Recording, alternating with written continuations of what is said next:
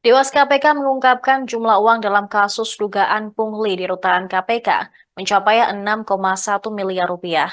Anggota Dewas KPK Albert Naho mengatakan jumlah ini meningkat dari awal temuan yakni 4 miliar rupiah dalam kurun waktu 2020 hingga 2023. Hal tersebut diungkapkan dalam konferensi pers di Gedung KPK Lama Jakarta Selatan pada Senin 15 Januari 2024. Jumlah tersebut mengacu pada temuan Dewas KPK dari proses pemeriksaan yang selama ini berjalan dan segera disidangkan dalam waktu dekat. Meski demikian, Albertina mengungkapkan pihaknya tak bisa menyebut jumlah tersebut pasti atau final. Sebab menurut dia temuan Dewas terkait jumlah uang panas dalam kasus pungli di rutan KPK bisa berbeda dengan tim penyidik dari Kedeputian Penindakan dan Eksekusi Lembaga Anti Rasuah.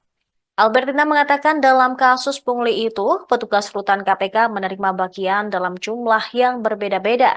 Berdasarkan temuan Dewas KPK, petugas rutan KPK paling sedikit menerima 1 juta rupiah dan yang paling banyak menerima sekitar 504 juta rupiah.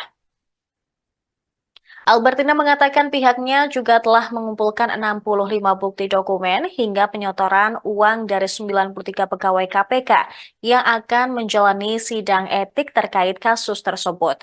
Mayoritas pelanggar akan dikenai pasal penyalahgunaan wewenang. Pihaknya pun telah memeriksa 137 orang yang pernah bertugas di rutan KPK. Selain itu mereka juga memeriksa para tahanan korupsi. Dari 137 orang tersebut, sebanyak 44 diantaranya tidak cukup alasan dibawa ke sidang etik. Satu orang sudah diberhentikan pada 16 Agustus 2023 dan satu orang lagi bukan lagi pegawai KPK karena berstatus outsourcing. Ya, mudah-mudahan ini sudah bisa menjawab semua pertanyaannya. Jadi khusus untuk kasus rutan itu kami telah melakukan pemeriksaan terhadap 169 orang. Ya, 169 orang. Pihak eksternal itu 27 orang itu tahanan KPK, mantan tahanan KPK. Sehingga kami harus pergi meriksa ke LP-LP karena mereka sudah menjadi napi. Jadi 27 orang. Kemudian ada mantan staf rutan, mantan kabak pengamanan, PLT kabak pengamanan dan inspektur. Itu total 32 orang itu saksi murni yang dari 169. Kemudian kami periksa 137 orang yang pernah bertugas di rutan. 137 orang yang pernah bertugas di rutan. Nah, dari 137 orang yang pernah bertugas di rutan itu 93 cukup alasan kita bawa ke sidang etik.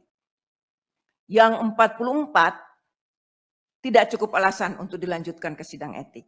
Kemudian yang satu orang itu sudah diberhentikan sebagai pegawai KPK pada tanggal 16 Agustus 2023. Lalu satu orang lagi itu bukan insan komisi. Jadi kebetulan yang bersangkutan berstatus sebagai OS, outsourcing di sini, sehingga tidak bisa kita kenakan etik.